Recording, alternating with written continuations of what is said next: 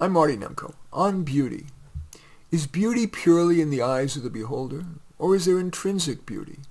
Let's see what we can learn from things that many people agree are beautiful. I googled the term beautiful nature scenes, and I came up with this beautiful water and mountain scene. And I dare say that most people would consider it more beautiful than a very parallel scene, but it was in reds. Its blue centricity may at least partly explain why. Across cultures, infants look longer at blues than reds, and that's a preference retained through adulthood. I have, by the way, I have citations for all this, and I have the pictures and images. In the text version of this, I'll have a link to it at the in the description of this video. I'm guessing that's why the Democrats jumped on being blue states, leaving red for the Republicans, and the media, of course, was happy to promulgate. I then Googled most beautiful face, and a gorgeous woman was listed first. I'll leave for another day the predictable fact that Google's algorithm was biased against men. It always is, at least white men. All of the first 20 images were of women.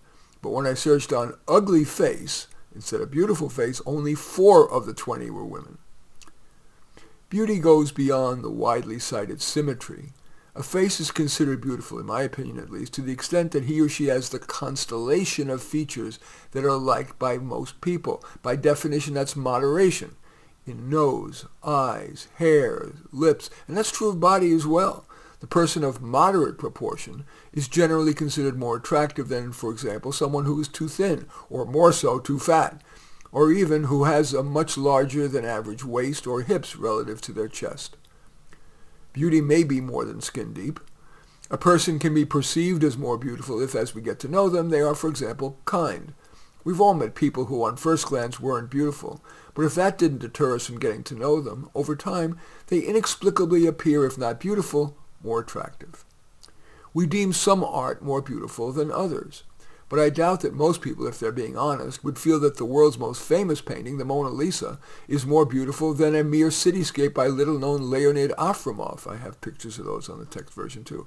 Yeah, the Mona Lisa's expression is ambiguous, but so what? Perhaps we have to separate beauty from such other factors. Why do I consider the Afremov more beautiful? The innovative blending of color, light, and composition into a coherent whole. As with faces, are we back to beauty being greater than the sum of its parts? I grow and hybridize new varieties of rose. Some may be functional, no disease, constant rebloom, dense foliage, but beauty, that's reserved for the likes of sheer elegance. Again, that picture is available on the text version of this. What can we learn from that? We call that bloom shapely, symmetrical, with broad petals of a color that melts rather than solid. That may help us in our efforts to define beauty well beyond roses. I think most people prefer melty colors to monochromatic. Agree? Nearly everyone would agree that the classic Taj Mahal and the modern Sydney Opera House are beautiful, probably because they managed to be unique and beautiful. Anyone can create something unique, but also beautiful? That's rare. Side note, it is remarkable that they were able to build the still magnificent Taj with only the technology available in the year 1632. Another unquestionable beauty is the snowflake. We're attracted to its symmetry, its translucence, and that it's natural. Yet crystal Christmas tree ornaments, like the one that's below in the text version, is available at Amazon for $24.99. It isn't unique nor natural, yet I would guess that most people would consider it more beautiful than a snowflake. Maybe that's because of its more clearly defined edges and even greater translucence, which makes it look a bit surreal. Let's look to more abstract beauty. People often speak of a beautiful baseball swing, or a chess move, or a solution to a real-world problem. Like the Taj and the Opera House, that may reflect a combination of excellence and innovation. After all this analysis, there is a foundational question. How much does beauty matter? I mean, surgery isn't pretty, but if it cures, so what? From where I sit, an appreciation of beauty gives pleasure without side effect. Life is hard enough. We should take a moment to appreciate beauty, however we define it. Anyway, that's on beauty. As usual, I welcome your thumbs up and accept your thumbs down.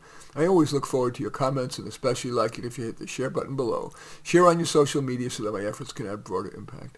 And I am flattered if you choose to subscribe to my channel. And certainly would welcome you taking a look at any of my 34 books. Perhaps the most relevant to this is, I guess, How to Do Life. But all 34 are on Amazon. In any event, I thank you for watching. I'm Marty Nemko.